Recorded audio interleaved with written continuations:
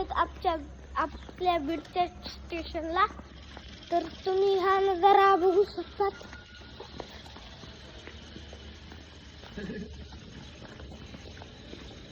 इतका चांगला नजारा आहे मित्रांनो. आम्हाला दाखवा लागला मित्रांनो, हे उदय बोलत आहे. तर तुम्हाला रेल्वे स्टेशन आवडलं असेल तर व्हिडिओला लाईक करा, शेअर करा आणि सबस्क्राईब करा आणि कमेंट मध्ये सांगा की रेल्वे स्टेशन कसं आहे. आता तर थोडं ऊन आहे पडलेलं आहे. तर इथं 1 वाजता रेल्वे जाते नगरला आणि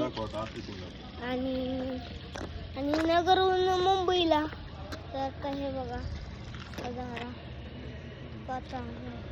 पांढऱ्या टी शर्ट ना लय बोलत आहे.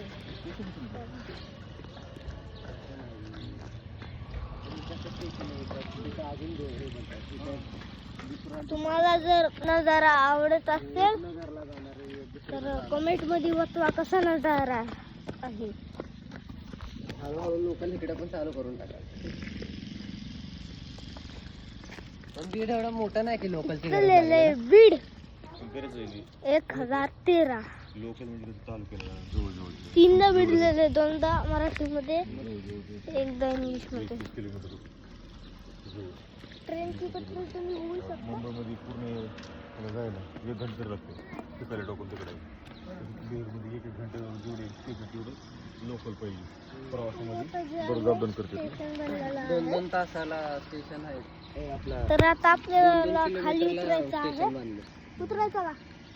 कशाला थांब थांब कुठून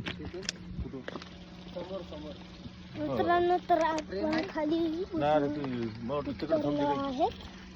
तर इथे जे आहे ना हे इथे रेल्वे करत असते.